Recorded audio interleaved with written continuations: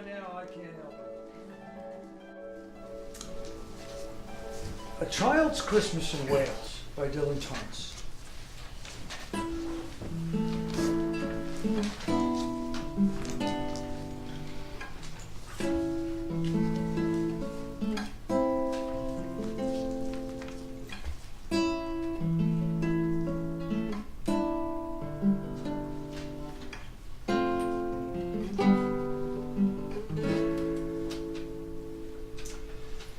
One Christmas was so much like another in those years around the Seatown corner, now and out of all sound, except the distant speaking of the voices I sometimes hear a moment before sleep that I can never remember whether it snowed for 6 days and 6 nights when I was 12, or whether it snowed for 12 days and 12 nights when I was 6.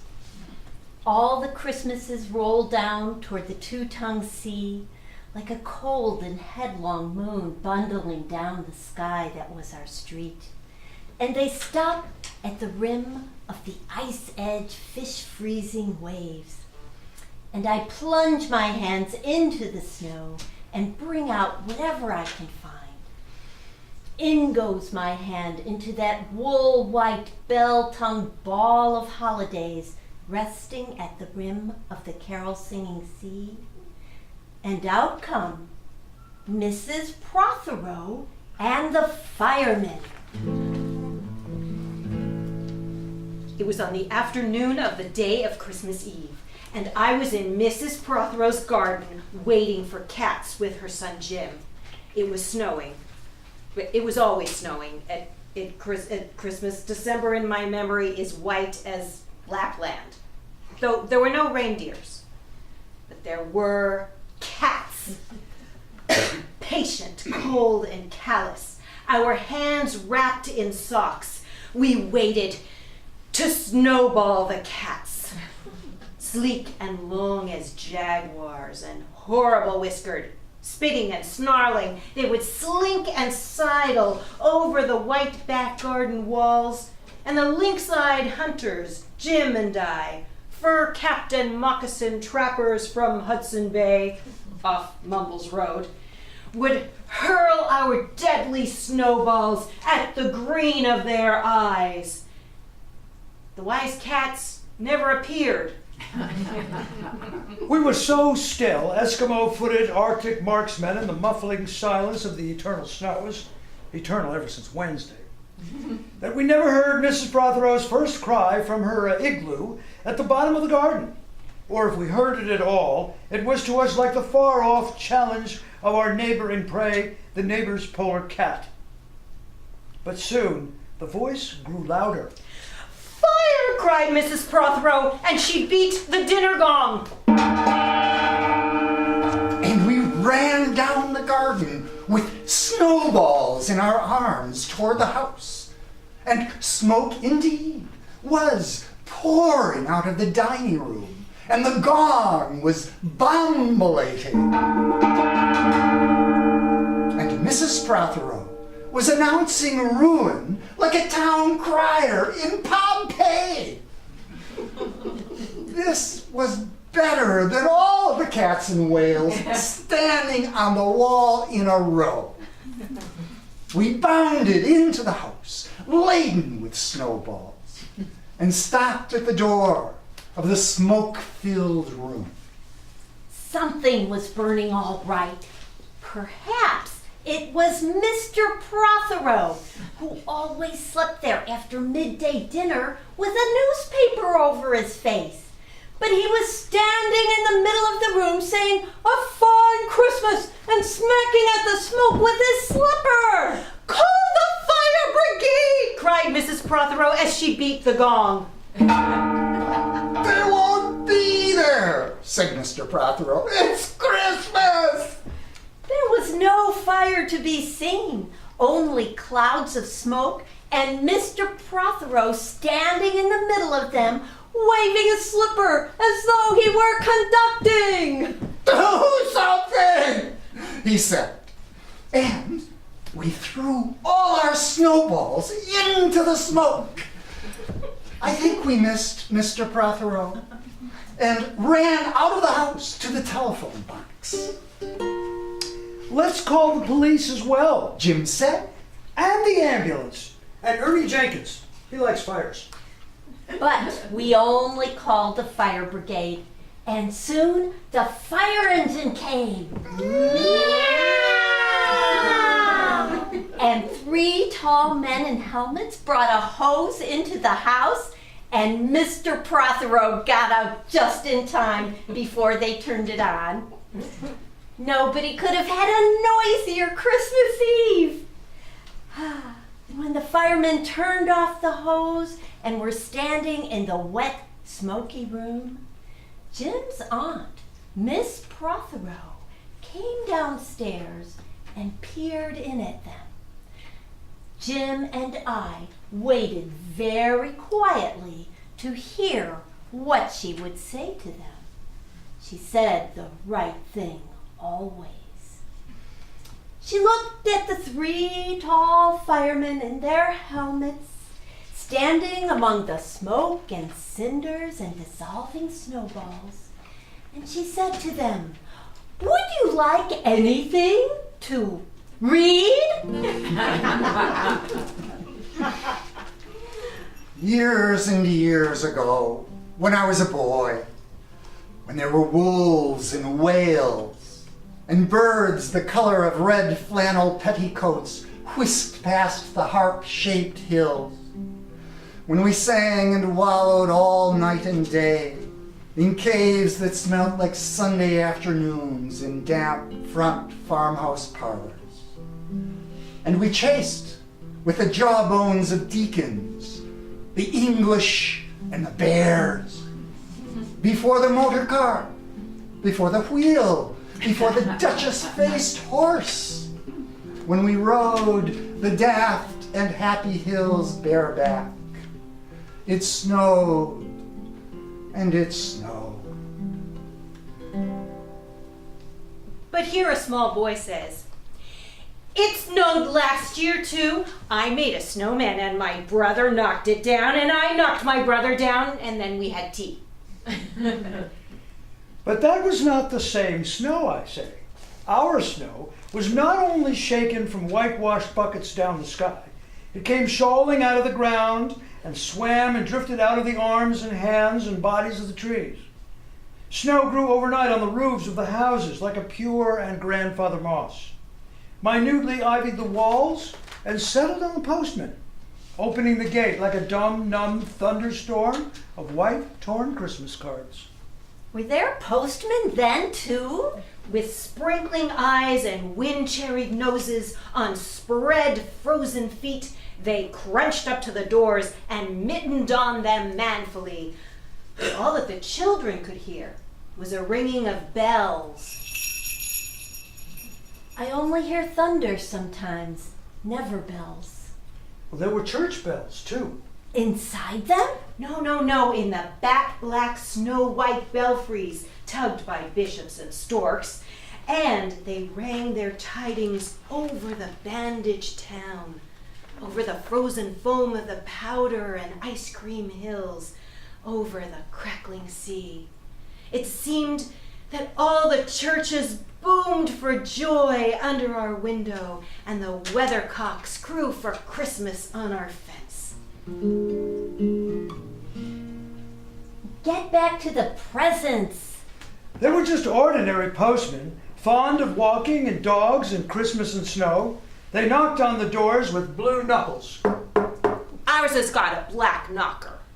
And then they stood on the white welcome mat in the little drifted porches and huffed and puffed, making ghosts with their mouth, and jogged from foot to foot like small boys waiting to go out. And then the presents? And then the presents after the Christmas box. And the cold postman with a rose on his button nose tingled down the tea-tray slithered run of the chilly glinting hill. He went in his ice-bound boots like a man on fishmonger slabs. He wagged his bag like a frozen camel's hump dizzily turned the corner on one foot, and by God, he was gone. Get back to the presents! There were the useful presents, engulfing mufflers of the old coach days. And mittens made for giant sloths. Zebra scarves of a substance like silky gum that could be tug-of-warred down to the galoshes. Blinding tam-o'-shanters like patchwork tea cozies. And bunny-suited busbies made for victims of head-shrinking tribes. From aunts who always wore wool next to the skin. There were mustached and rasping vests that made you wonder why the aunts had any skin left at all. And once, I had a little crocheted nose bag from an aunt, now, alas, no longer whinnying with us. And pictureless books, in which small boys, though warned with quotations not to, would skate on Farmer Giles' pond, and did, and drowned. And books that told me everything about the wasp, except why. Go on to the useless presents. Bags of moist and many-colored jelly babies and a folded flag. And a false nose, and a tram conductor's cap. And a machine that punched tickets and rang a bell. Never a catapult. Once, by mistake, that no one could explain, a little hatchet. And a celluloid duck that made, when you pressed it, a most un-duck-like sound. A mewing moo that an ambitious cat might make who wished to be a cow.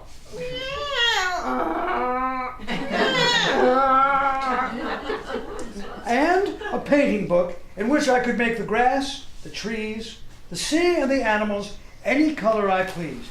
And still, the blazing sky, and still the dazzling sky blue sheep are grazing in the red field under the rainbow-billed and pea-green birds. Hard-boiled. Toffee, fudge, and all sorts. Crunches, cracknels, humbugs, glaciers, marzipan, and butter Welsh for the Welsh. And troops of bright tin soldiers who, if they could not fight, could always run. And snakes and families, and happy ladders, and easy hobby games for little engineers, complete with instructions. Oh, easy for Leonardo. And a whistle to make the dogs bark, to wake up the old man next door, to make him beat on the wall with his stick, to shake our picture off the wall. And a packet of candy cigarettes. Oh, yeah. You put one in your mouth, and you stood at the corner of the street and you waited for hours in vain for an old lady to scold you for smoking a cigarette. And then, with a smirk, you ate it. And then it was breakfast under the balloons. Were there uncles like in our house? There are always uncles at Christmas. The same uncles. And on Christmas morning, with dog-disturbing whistle and sugar fags, I would scour the swatch town for the news of the little world and find always a dead bird by the post office or the white deserted swings, perhaps a robin, all but one of his fires out.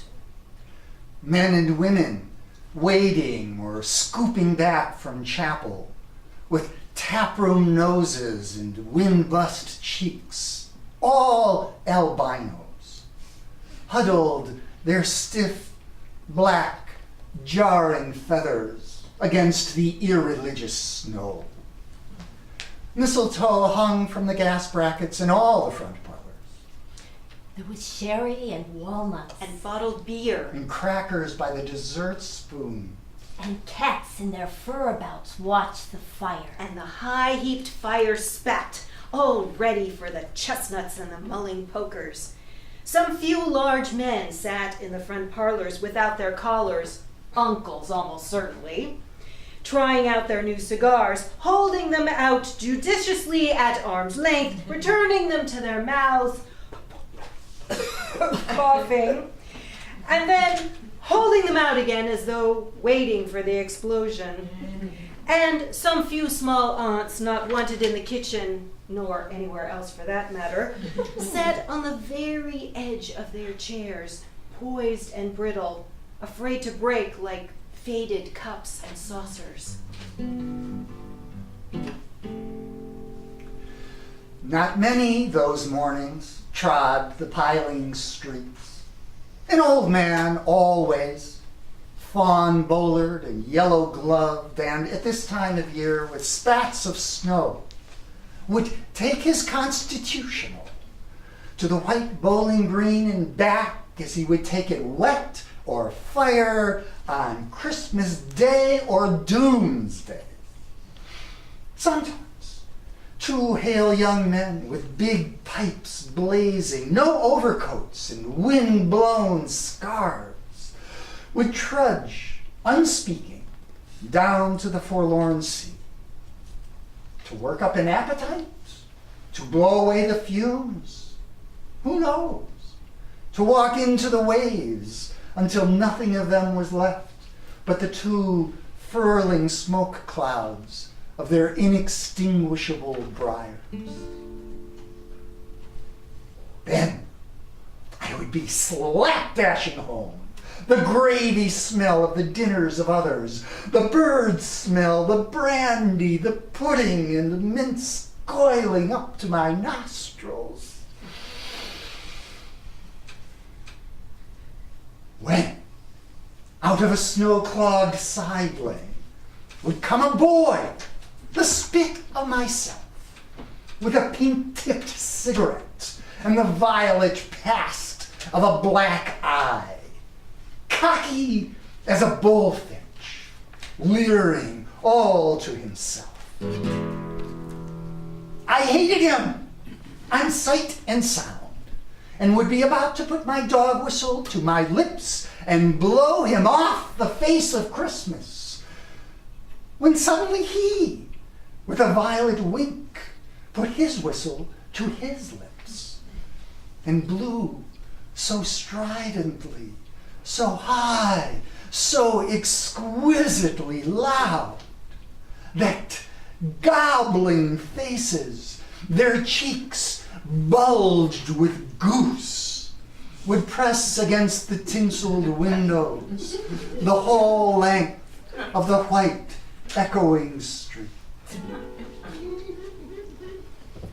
For dinner, we had turkey and blazing pudding. And after dinner, the uncles sat in front of the fire, loosened all buttons, put their large, moist hands over their watch chains, groaned a little, and slept. Mothers, aunts, and sisters scuttled to and fro, bearing tureens. Auntie Bessie, who had been frightened twice by a clockwork mouse, whimpered at the sideboard and had some elderberry wine. The dog was sick. Auntie Dosey had to have 3 aspirin, but Auntie Panna, who liked port, stood in the middle of the snowbound backyard, singing like a big bosom thrush. I would blow up balloons to see how big they would blow up to.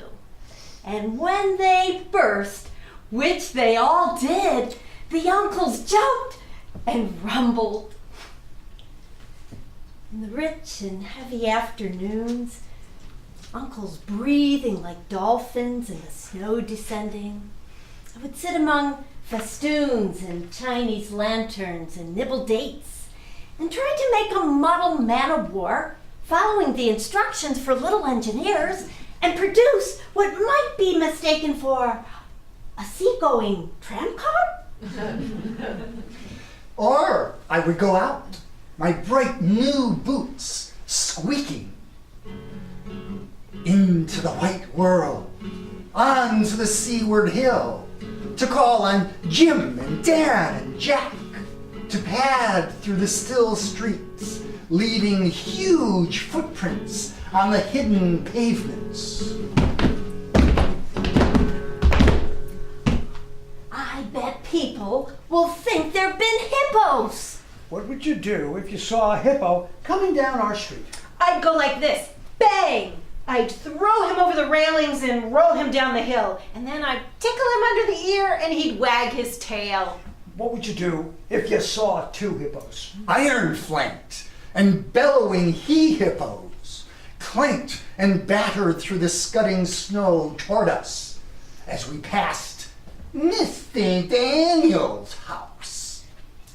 Let's post Mr. Daniels a snowball through his letterbox. Let's write things in the snow. Let's write, Mr. Daniel looks like a spaniel all over his lawn. Or we walked on the white shore. Can the fishes see it snowing? The silent, one-clouded heavens drifted onto the sea. Now we were snow-blind travelers, lost on the North Hills, and vast, dew-lapped dogs with flasks round their necks ambled and shambled up to us, baying, "Excelsior!" We returned home through the poor streets, where only a few children fumbled with bare red fingers in the wheel-rutted snow, and cat called after us, their voices fading away as we trudged uphill into the cries of the dock birds and the hooting of ships out in the whirling bay. And then, at tea, the recovered uncles would be jolly, and the ice cake loomed in the center of the table like a marble graze. Auntie Hannah laced her tea with rum because it was only once a year. Bring out the tall tales now that we told by the fire as the gaslight bubbled like a diver. Ghosts wooed like owls in the long nights when I dared not look over my shoulder. Animals lurked in the cubby hole under the stairs, and the gas meter ticked. And I remember that we went singing carols once when there wasn't the shaving of a moon to light the flying streets. At the end of a long road was a drive that led to a large house, and we stumbled up the darkness of the drive that night, each one of us afraid, each one holding a stone in his hand in case, and all of us too brave to say a word. The wind through the trees made noises as of old and unpleasant, and maybe web-footed men wheezing in caves. We reached the black bulk of the house. What shall we give them? Hark the herald? No. Jack said. Good King Wenceslas, I'll count 3. 1, 2, 3. And we began to sing, our voices high and seemingly distant, in the snow-felted darkness round the house that was occupied by nobody we knew. We stood close together near the dark door. Good King Wenceslas looked out on the feast of Stephen. And then a small, dry voice, like the voice of someone who has not spoken for a long time, joined our singing. A small, dry, eggshell voice from the other side of the door. A small, dry voice through the keyhole. And when we stopped running, we were outside our house. The front room was lovely. Balloons floated under the hot water bottle-gulping gas. Everything was good again and shone over the town. Perhaps it was a ghost? Jim said. Perhaps it was trolls. Dan said, who was always reading. Let's go in and see if there's any jelly left. Jack said, and we did that. Always on Christmas night, there was music. An uncle played the fiddle, a cousin sang Cherry Ripe, and another uncle sang Drake's Drum. It was very warm in the little house. Auntie Hannah, who had got on to the parsnip line, sang a song about bleeding hearts and death, and then another in which she said her heart was like a bird's nest. And then everybody laughed again, and then I went to bed. Looking through my bedroom window, out into the moonlight and the unending smoke-colored snow, I could see the lights in the windows of all the other houses on our hill, and hear music rising from them, up the long, steady, falling night. I turned the gas down. I got into bed. I said some words to the close and holy darkness, and I slept.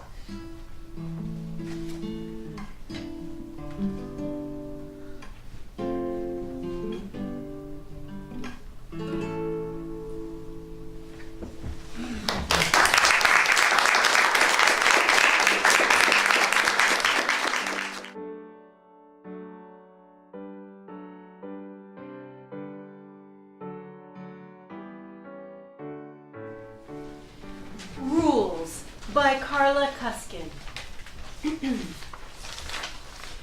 Do not jump on ancient uncles. Do not yell at average mice. Do not wear a broom to breakfast. Do not ask a snake's advice. Do not bathe in chocolate pudding. Do not talk to bearded bears. Do not smoke cigars on sofas. Do not dance on velvet chairs. Do not take a whale to visit Russell's mother's cousin's yacht. And whatever else you do, it is better you do not.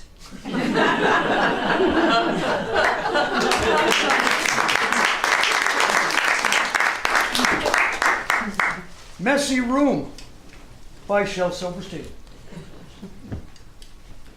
Whoever's room this is should be ashamed.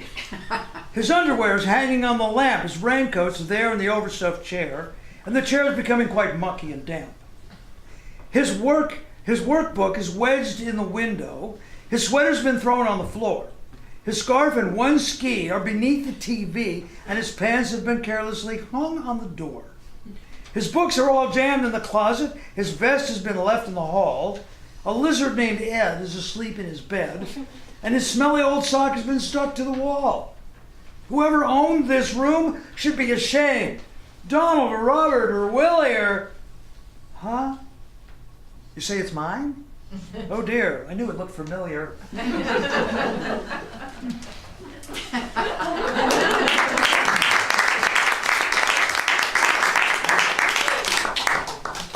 The Hippo by Theodore Retke. A head or tail?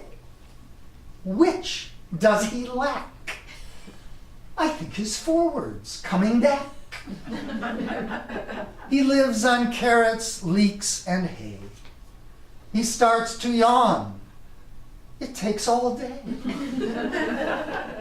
Sometime I think I'll live that way.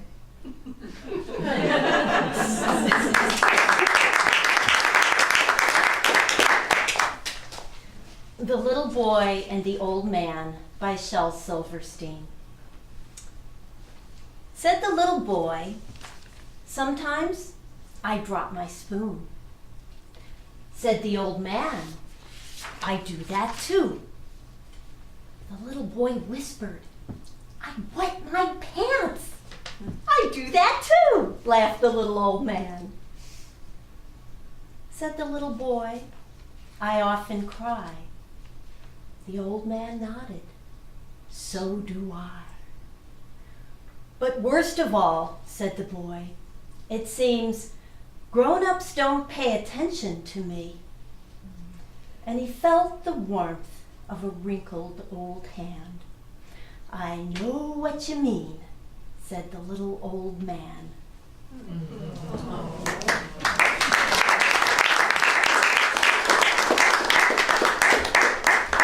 The Serpent, Theodore Roethke.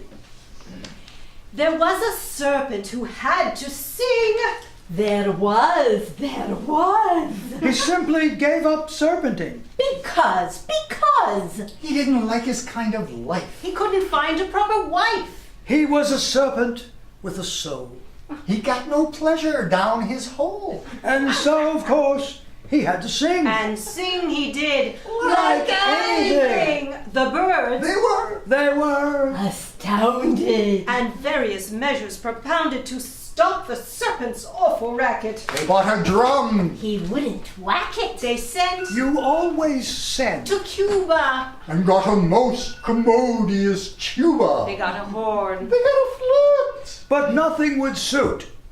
He said, Look, birds, all this is futile. I do not like to bang or tootle. And then he cut loose with a horrible note that practically split the top of his throat. You see?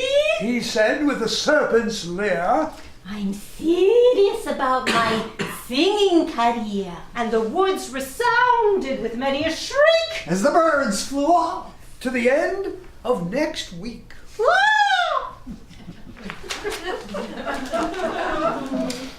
And now our chanteuse, Susan Zerner, will give us a little Christmas song.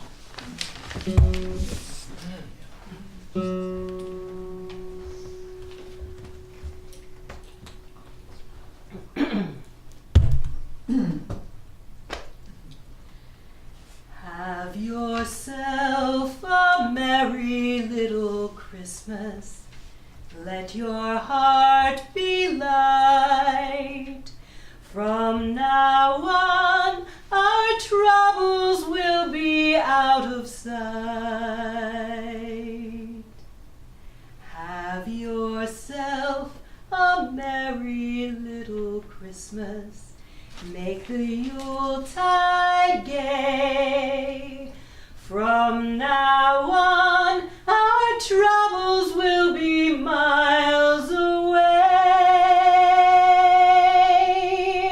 Here we are as in olden days, happy golden days of yore. Faithful friends who are dear to us, gather near to us once more. Through the years we all will be together, if the fates allow. Hang a shining star upon the highest bough, and have yourself a merry little Christmas, a happy little Hanukkah, a joyful little Kwanzaa, a lovely little solstice, a merry little Christmas.